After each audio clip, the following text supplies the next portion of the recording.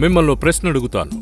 ఒక కంటి రెప్పపాటులో భూమి అంతటా ఉన్న లక్షలాది మంది అదృశ్యమైపోయారంటే ఎలా? ఐరోపా ఉత్తర ప్రాంతం నుంచి ఆఫ్రికాలోని కొంత భాగం నుంచి ఒక పెద్ద దేశాల సంకీర్ణం ఏర్పడి ఇజ్రాయెల్ మీద దాడెత్తడానికి ప్రయత్నిస్తే ఎలా? భారీ గ్రహశకలం అంతరిక్షం నుంచి కిందపడి భూమిని ఢీకొంటే ఎలా ఉంటుంది?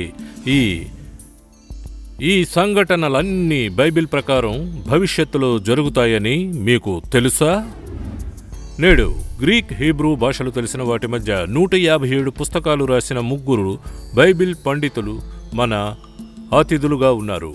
వారు doctor Mark Hitchcock, doctor Ryan Rhodes మరియు Jeff Kinley. Pew research center నిర్వహించిన పోల్స్లో 10 మంది అమెరికన్లలో 4 మనం చివరి రోజుల్లో జీవిస్తున్నామని నమ్ముతున్నారని తెలిసింది. అయితే ఇంకా వారు ఎవాంజలికల్ క్రైస్తవుల్లో 70% మంది క్రీస్తు తమ జీవిత కాలంలో తిరిగి రాగలరని నమ్ముతున్నారని కనుగొనడం జరిగినది. ఈ విషయాల గురించి బైబిల్ ఎక్కడ చెబుతోంది? ఈరోజు మీ జాన్ యాంకర్బర్గ్ షో యొక్క ఈ ప్రత్యేక ఎడిషన్లో మీరు కనుగొంటారు.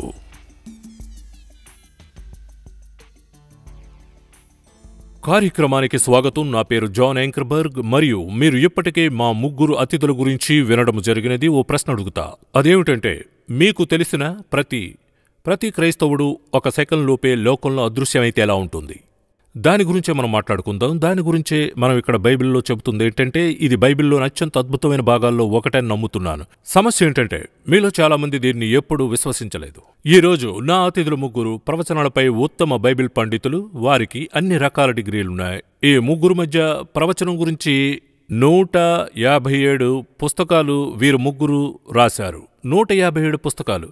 నేను చెప్తున్నాను ప్రజలారా, మరియు వారు మంచివారు, నిజంగా ఎంతో మంచివారంటున్నా. మధ్యలో డాక్టర్ మార్క్ హిచ్కాక్ ఉన్నారు. ఇక్కడ నా ఎడంవైపు జెఫ్ కిన్లీ ఉన్నారు. డాక్టర్ రాన్ రోడ్స్ కూడా కుడివైపున ఉన్నారు. మరియు స్నేహితులారా, అందరూ ఇక్కడ ఉన్నందుకు ధన్యవాదములు. నేను మీతో ప్రారంభిస్తున్నాను. మార్క్, భవిష్యత్తులో జరగబోయే సంఘటనల గురించి బైబిల్లోని అతి ముఖ్యమైన బైబిల్ భాగాల్లో ఇది ఒకటంటున్నా. అయితే ఇది 1 తెస్సలోనికీయుల 4:13-18 పుస్తకంలో ఉంది. నేను భాగాన్ని చదవుతున్నాను. ఆపై ఈ భాగం దేని గురించి మీరు వ్యాఖ్యానించాలనుకుంటున్నారు? 1 తెస్సలోనికీయులు 4:13-18లో అపోస్తలుడైన పౌలు తెస్సలోనిక క్రైస్తవులతో ఇలా అన్నాడు: సహోదరులారా, నిద్రిస్తున్న వారి గురించి మీరు అజ్ఞానులుగా ఉండకూడదని నేను కోరుకోను. అయితే యేసు చనిపోయి తిరిగి లేచాడని మనం విశ్వసిస్తే యేసులో నిద్రించేవారిని కూడా దేవుడు తనతో తీసుకునొస్తాడు. దీన్ని మేము యెహోవా వాక్యం ద్వారా మీకు చెప్పుచున్నాము. అయితే పౌలు ఈ విషయాన్ని సృష్టించడం లేదు అంటాను. దాన్ని యెహోవా నుండి తీసుకున్నాడు. సజీవంగా ఉండి యెహోవా రాక వరకు ఉండే మేము నిద్రిస్తున్న వాళ్ళని అడ్డుకోలేము.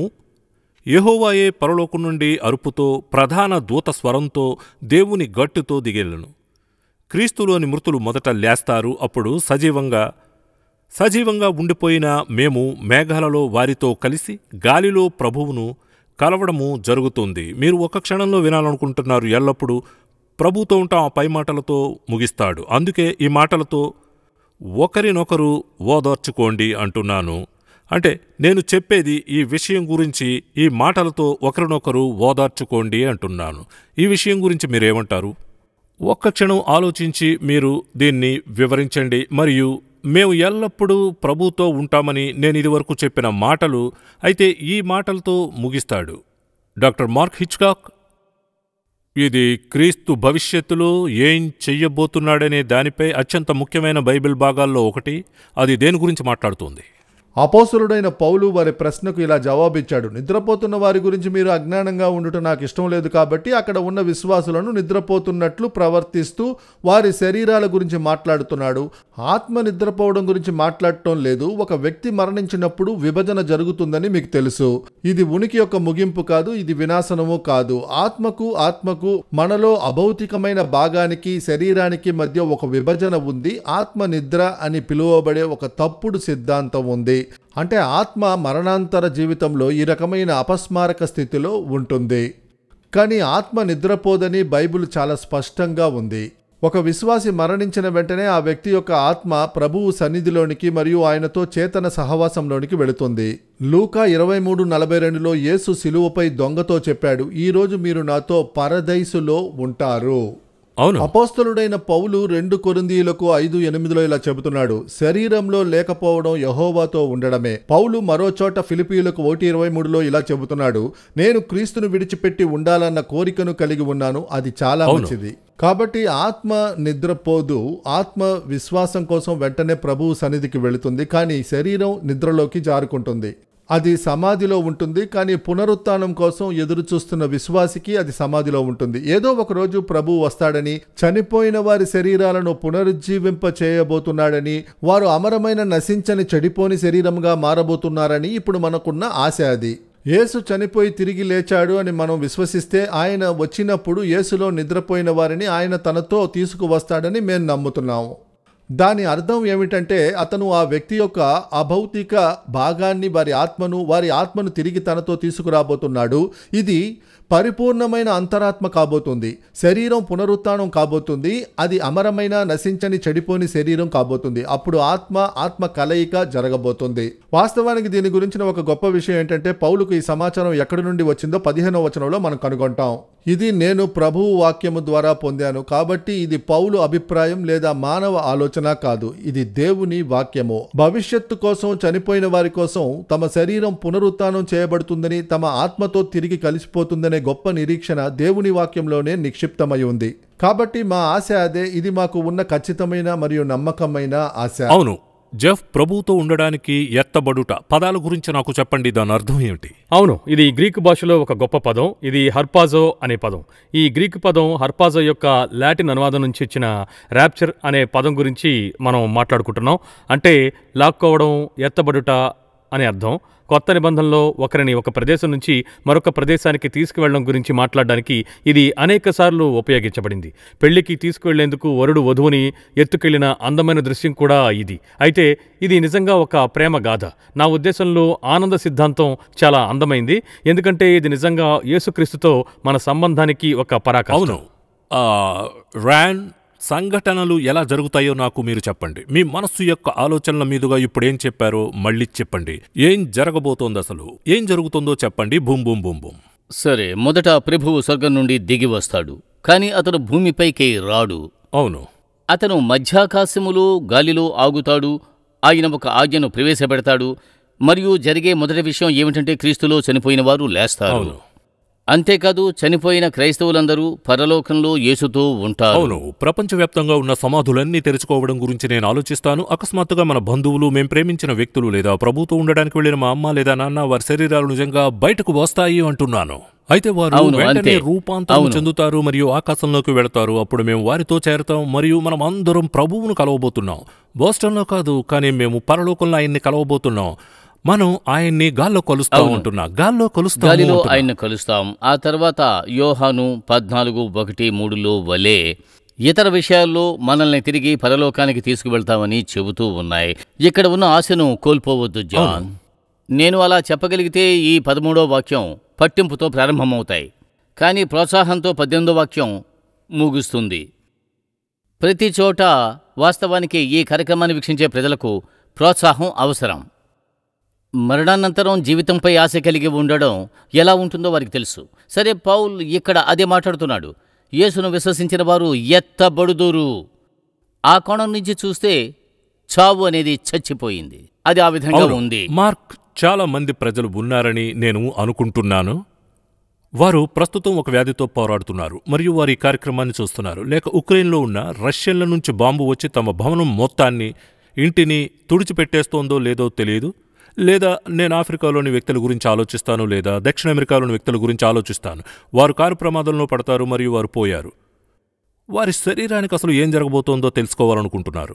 ఈ విషయాన్ని ఇంతకుముందు ఎవరూ చెప్పలేదు కూడా. ఆ విషయం ప్రపంచవ్యాప్తంగా 200 దేశాల్లో చాలా మందితో మాట్లాడుతున్నాం. ఇది అనేక భాషల్లో అనువదించబడుతోంది. కాబట్టి మేము దీన్ని సరళంగా మరియు స్పష్టంగా చేయాలనుకుంటున్నాం. వారికి ప్రమాదం జరిగితే లేదా వారు ఇప్పుడు చనిపోతే, ర్యాన్ చెప్పిన దానికంటే వారు ఆ మంచంపై పడుకున్నప్పుడు ప్రభు రాబోతున్నాడు అని అన్నారు. అయితే మరియు వారిని ఎత్తబడుతారు కూడా. అయితే ఇక్కడ 2 విభేదాల గురించి మాట్లాడండి. ఆ విభేదాలేమిటి? తప్పకుండా. యేసు తిరిగి వచ్చినప్పుడు, కొనిపోబడినప్పుడు ప్రతి విశ్వాసి 2 స్థితులలో ఒకదానిలో ఉండబోతున్నాడు. వారు చనిపోతారు లేదా వారు సజీవంగా ఉంటారు. అంటే వారు చనిపోతే వారి ఆత్మ వారు మరణించిన క్షణం నుండి ప్రభువుతో ఉంది, కానీ వారి శరీరం మాత్రం నేలలోనే ఉంది. కానీ ప్రభువు వచ్చినప్పుడు సజీవంగా ఉన్నవారికి వారు వెంటనే యేసుక్రీస్తుతో ఉండటానికి పట్టుబడతారు. అవి క్షణంలో రూపాంతరం చెందబోతున్నాయి. అవి మారబోతున్నాయి, శరీరం, ఆత్మ.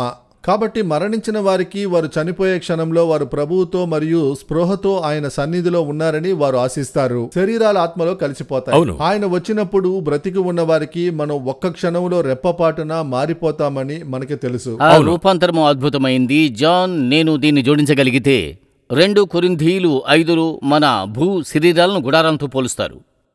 మన పరలోక శరీరాలను ఒక భవనంతో పోలుస్తారు. తక్షణమే భూమి మీద ఉన్న క్రైస్తవులు గుడారం నుండి ఒక భవనానికి వెళతారని ఊహించుకోండి. అది గొప్ప శక్తిని తీసుకునే విషయం. అవును. మేము ఈ కార్యక్రమం చేయకముందే అవును. మీరు దాదాపు మరణించారు. చివరిసారిగా ప్రోగ్రాం చేస్తున్న మీ కుర్చీలో కూర్చున్న వ్యక్తి తాను కుటుంబంతో మాట్లాడుతున్నాడు. అకస్మాత్తుగా అతను మాట్లాడుతున్నప్పుడు వారంతా అతను చుట్టూ ఉన్నారు. స్వర్గం ఇంత అందమైందని నేనెప్పుడూ అనుకోలేదు అన్నాడు. అతను అక్కడి నుంచి వెళ్ళిపోయాడు. మమ్మల్ని గమనిస్తున్న ప్రజలు మాపై గడువు తేదీ ఉందని మీరు గ్రహిస్తారు. మరియు ఈ ఉత్సాహం, దాని పేరు పిలువబడే మనం చనిపోయే ముందు యేసుచే కొనిపోబడినప్పుడు ఉత్సాహంగా ఉండాలని మనం ఎంతగానో ఆశిస్తున్నాం. నేను చనిపోవాలని ఎదురు చూడడం లేదు, మీరు చనిపోవాలని ఎదురు చూడడం లేదు. ఇక్కడ ఈ చిన్న భాగం మీద మీ కన్ను పడిందని నేను నమ్ముతున్నాను. అది నిజమే. నా భవితవ్యం ఎక్కడుందో అని భయపడలేదు. నేను 8 రోజులు ఐసీయూలో ఉన్నాను మరియు నేను చాలా అంచున ఉన్నాను. డాక్టర్లు చాలా ఘోరంగా ఊహించారని అనుకుంటున్నాను. కానీ నేను మీకు ఒక విషయం చెబుతాను. యోహాను యేసు చివరి మాటను కలిగి ఉన్నాడు. తన మంచి హాస్యంలో నన్ను మరికొంతకాలం ఇక్కడే ఉంచాలనే కోరిక కలిగింది. అవును, దానికి నేను కృతజ్ఞుణ్ణి. కానీ వాస్తవం ఏమిటంటే నేను ఎక్కడికి వెళ్తున్నానో నాకు తెలుసు. ఆ ఆశ నా హృదయంలో బలంగా పాతుకుపోయింది. నేను మరణిస్తే నేను ప్రభువుతో ఉంటాను. అవును, యేసు తమ జీవితంలోకి వచ్చాడనే భరోసాను వారు ఎలా పొందగలరో మేము ప్రజలకు వివరంగా చెప్పబోతున్నాం. ఈ మధ్య ఎప్పుడైనా చనిపోతామని అనుకున్నప్పుడు అది ప్రమాదవశాత్తు విమానం కూలిపోతే లేదా ఏదో ఒక అనారోగ్యం త్వరగా వస్తుందని భావించినా కూడా వాస్తవం ఏంటంటే వారికి ఖచ్చితంగా తెలుసు. చూడండి, ప్రజలకు అది తెలియకపోతే వారు ఊహిస్తున్నారు అని ఆశిస్తున్నారు. కానీ వారు ఖచ్చితంగా ఎలా తెలుసుకోగలరో వారికి మేము వివరంగా చెప్పబోతున్నాం. అదేమిటి? జెఫ్ దగ్గరికి రావాలనుకుంటున్నా, దాని గురించి మాట్లాడతాను. బైబిల్ 1 కొరింథీయులు 15:51-52లో మాట్లాడుతుంది. ఈ సంఘటనను ఎంత త్వరగా ఆనందోత్సవం అని పిలుస్తారు. అక్కడ యేసు అకస్మాత్తుగా పరలోకం నుండి బయటకు రావాలని నిర్ణయించుకుంటాడు మరియు అతను భూమిపై నుండి గాల్లోకి అలా వస్తాడు. ఒక బోర శబ్దం వినబడి మరియు గొప్ప కేక వినిపిస్తుంది. అయితే ఇక్కడికి రండి అనేది చెప్పిన వాక్యం ప్రకారం అది ఎంత త్వరగా జరగబోతోంది చెప్పండి. ఇక్కడ పౌలు మనకి 2 ఉదాహరణలు ఇస్తాడు. ఇది కంటి మెరుపులో ఉండబోతోందని అతను చెప్పాడు. ఇది మీ కంటి నుండి కాంతి వక్రీభవించడానికి పట్టే సమయంగా కొలవబడుతుంది. కాబట్టి అది నిజంగా ఒక స్ప్లిట్ సెకండ్లో మెరుపుదడిలాగా ఉంటుంది. ఒక క్షణంలో అనే పదాన్ని కూడా ఉపయోగిస్తుంది. క్షణం అనే పదం గ్రీకు పదం అటామో. దీని నుండి మనం పరమాణువు అనే పదాన్ని పొందాం. దీని అర్థం విభజించలేనిది లేదా విడదీయలేని సమయం అని. ఒక విషయం మనం గుర్తుపెట్టుకోవాలి. మనం సర్వశక్తివంతుడైన దేవుని గురించి మాట్లాడుతున్నాం. ఆయన ఏం చేయాలనుకున్నా చేయగలడు. కాబట్టి రాన్ ప్రస్తావిస్తున్న, మార్కు మాట్లాడుతున్న గొప్ప పరివర్తన నిజంగా క్షణంలో జరిగిపోతుంది. మనం క్రీస్తు సన్నిధిలో ఉన్నట్టుగా భావిస్తాం. ఆనందం యొక్క గొప్ప విషయం ఏంటంటే క్రీస్తు ఆకాశంలో తిరిగి వస్తాడు. క్రీస్తులో చనిపోయిన వారు లేపబడతారు. ఆపై మనం వారితో ఉండడానికి సంతోషిస్తాం.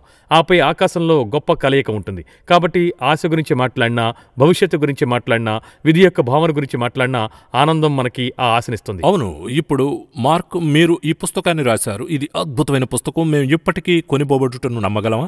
మరియు మీరు కొన్ని మంచి సలహాలతో ప్రారంభిస్తారు. ఎందుకంటే చర్చిల్లో క్రైస్తవులుగా ఉన్న వ్యక్తులు ఎంతోమంది ఉన్నారు కూడా. వారు అంతిమ సమయ సంఘటనల గురించి భిన్నమైన దృక్పథంతో పెరిగారు. అయితే దీనిని మేము ఎస్కటాలజీ అంటాం, సరేనా? నా చిన్నప్పుడు మా క్లాస్కు బోధించే ఒక అద్భుతమైన మహిళ ఉందని నాకు బాగా గుర్తుంది. అయితే ఆమె ఆ కొనిబోబడుటను గురించి చెప్పిన విషయం నేను చిన్నప్పుడు, బాబు ఇది సైన్స్ ఫిక్షన్ లాగా అనిపిస్తుంది, మీకు తెలుసు ఇది నిజంగా ఒక విషయం, నేను ఈ వాక్యం చూశాను, తర్వాత నేను దానిని నమ్మడం కూడా జరిగింది. కానీ ఇతర క్రైస్తవులు తమ సంఘంలో ప్రభువును కనుగొన్నారని నేను నమ్ముతున్నాను. ఎవరో వారిని ప్రభువు దగ్గరకు తీసుకువెళ్లారు, అది వారి సంఘము. కానీ వారికి ఆనందం, శ్రమ మరియు రెండవ రాక గురించి ఎప్పుడూ చెప్పలేదు. వారు ఆ విషయాల గురించి ఎప్పుడూ వినలేదు, ఎందుకంటే వారి సంఘం తప్పనిసరిగా నమ్మదు కాబట్టి. కానీ ప్రజలు మీకు చెప్పిన దాన్ని మర్చిపోండి అని మేము చెబుతున్నాము, మరియు మేము చెబుతున్నాం దీనిని దేవుని వాక్యంలో మీరే చూడండి అని. నేను మొదటిసారి క్రైస్తవుడైనప్పుడు ఎవరో ఇలా అన్నారు, యేసు స్వయంగా చెప్పాడు తాను దేవుడని. నేను అతనిని నమ్మి యేసును నా జీవితంలోకి రమ్మని నేను అడిగాను, ప్రార్థించాను కూడా. అప్పుడు మొదటి ఆలోచన, యేసు నిజంగా అలా చెప్పాడా? నేను నా బైబిల్ని బయటకు తీశాను. యేసు చెప్పిన మరియు తాను దేవుణ్ణని చెప్పుకునే ప్రతి భాగాన్ని నేను నొక్కి చెప్పడం ప్రారంభించాను. మరియు ఆయన చనిపోయిన వారి నుండి తన పునరుత్థానం ద్వారా దానిని నిరూపించాడు కూడా. చారిత్రాత్మక సంఘటనలు మేము గొప్ప పండితులతో ఇతర కార్యక్రమాల్లో కవర్ చేశాం, మరియు అది జరిగిందని నేను చెప్తున్నాను.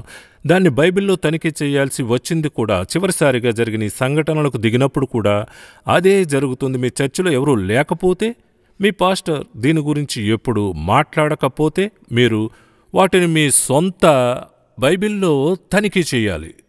లేదా ప్రజల్లో ఉన్న భిన్న అభిప్రాయాల గురించి మాట్లాడబోతున్నాం.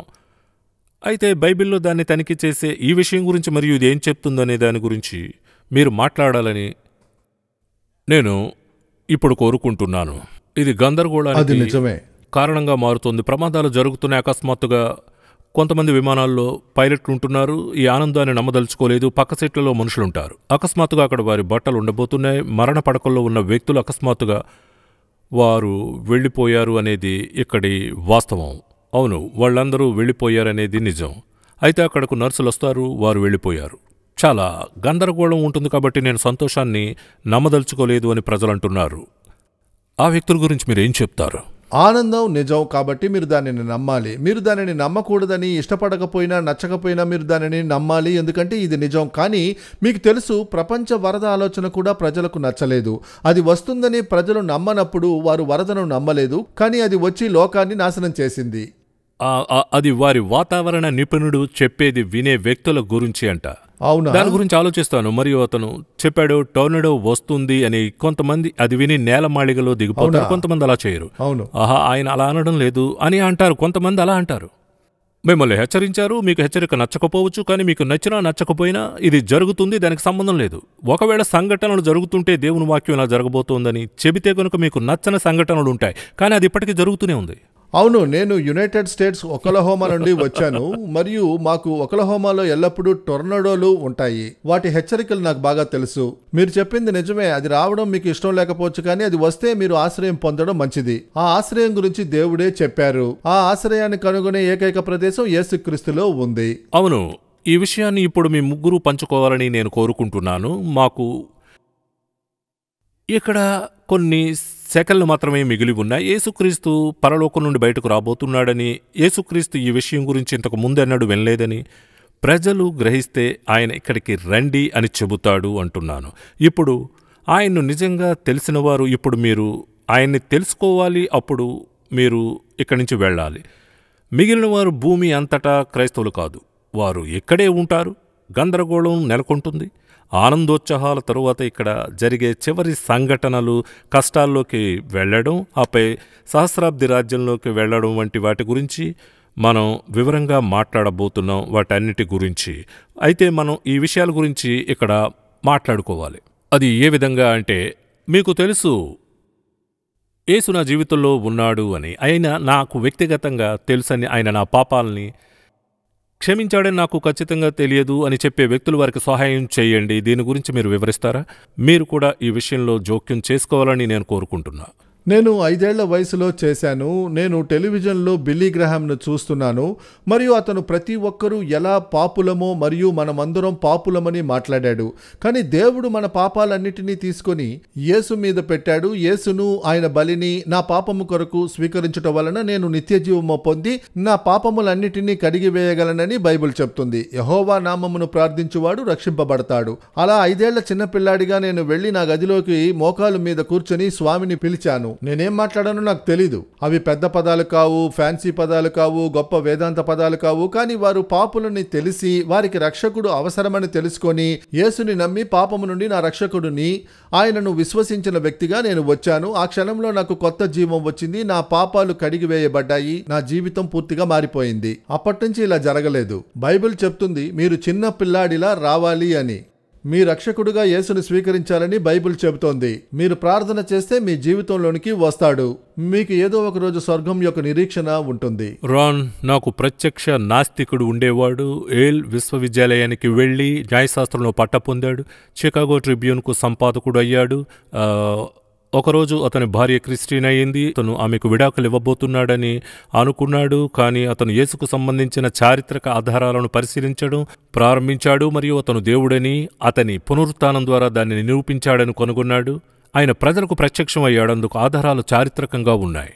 అవి ఏమిటి అన్నది తెలియాలి. కానీ అప్పుడు ఆయన ఇలా అనుకున్నాడు, యేసును నా జీవితంలోకి రమ్మని నేను ఎలా ఆహ్వానించగలను? అక్కడున్న వాళ్ళు ఇలా అంటున్నారు. నిర్ధారించుకోవడానికి నేనేం చేయాలి, నేనేం చెప్పగలను అన్న విషయం. ఇక్కడ ఏదైనా మ్యాజిక్ పదాలు ఉన్నాయా? యేసు నా జీవితంలోకి వచ్చాడని నేను తెలుసుకోవడానికి దేవుడు నేనేం చెప్పాలనుకుంటున్నాడు మరియు మీరు వారి కోసం ఒక ప్రార్థన చేయాలని కోరుతున్నా. తద్వారా వారు మీతో ఆ విషయాన్ని చెప్పగలరు. కోరుకుంటే ప్రస్తుతం ప్రపంచవ్యాప్తంగా వేరువేరు పరిస్థితుల్లో ఉన్న ప్రజలు ఉన్నారని బాగా తెలుసు. కానీ వారు ఇలా అంటారు, మీ రక్షణ దేవునికి మీరు చేసిన వాగ్దానాలపై ఆధారపడి లేదని గుర్తుంచుకోండి. ఆయన మీకు ఇచ్చిన వాగ్దానాలపై ఆధారపడి ఉంటుంది. మీరు యేసును విశ్వసిస్తే మిమ్మల్ని ఆయన క్షమిస్తానని వాగ్దానం చేస్తాడు. కాబట్టి నాతో ప్రార్థించండి. ప్రభువైన యేసు నా కోసం సిలువపై మరణించినందుకు నీకు కృతజ్ఞతలు. నేను పాపిని అని నాకు తెలుసు. నేను మిమ్మల్ని బాధ పెట్టడానికి పనులు చేశానని నాకు తెలుసు. నేను మీ నుండి దూరం కావడానికి పనులు చేశానని నాకు తెలుసు. కానీ నువ్వు నా కోసం సిలువపై చనిపోయావని తెలిసి చాలా సంతోషించాను. నాకు దక్కాల్సిన శిక్షను నువ్వు తీసుకున్నావు. దాన్ని నీ మీద వేసుకున్నావు. దానివల్ల నన్ను క్షమించవచ్చు. కాబట్టి ఆ క్షమాభిక్షకు ధన్యవాదాలు. యోహాను 1:12లో వాగ్దానం చేసినట్టుగా నేను యేసును నా హృదయంలో స్వీకరిస్తున్నాను. ఆయన నామమును నమ్ముతున్నాను. దానివల్ల నేను ఇప్పుడు దేవుని కుటుంబంలో ఉన్నానని నాకు తెలుసు. దయచేసి నన్ను క్రిస్టియన్గా ఇక్కడి నుంచే గైడ్ చేయండి. ఇప్పుడు శుభవార్త ఏమిటంటే మీరు ఆ ప్రార్థనను ప్రార్థిస్తే మీరు రక్షింపబడ్డమే కాదు, నేను మిమ్మల్ని ఎత్తబడే గుంపులో చూస్తాను. అది నిజమే. బైబిల్ చెప్తుంది, యెహోవా నామమును మొరపెట్టువాడు రక్షింపబడును. మీరు పిలిస్తే తాను రక్షిస్తాడు. మీరు ఆ ప్రార్థనను ప్రార్థించారని ఆశిస్తున్నా. ఇప్పుడు వచ్చేవారం ప్రజలారా మీరు మాతో చేరతారని నేను ఆశిస్తున్నాను. ఎందుకంటే మేం మాత్రమే ఉన్నాం. ఇది ప్రోగ్రాం 1. ఇక్కడ 8 ప్రోగ్రామ్స్తో సిరీస్ చేయబోతున్నాం. ఈ అంశాన్ని కవర్ చేస్తాం. మీకు కొని బొబుడుట నమ్మకం పోకపోతే మాతో ఉండండి. ఎందుకంటే మాకు బైబిల్ సమాచారం చాలా ఉంది. మేము వచనాలు బోర్డుపై ఉంచబోతున్నాం. తద్వారా మీరు వాటిని చూడగలరు మరియు మీరు వాటిని మీరే చూడొచ్చు. సరేనా? నాతో మీరు చేరినందుకు మీకు ధన్యవాదములు తెలుపుతున్నాను.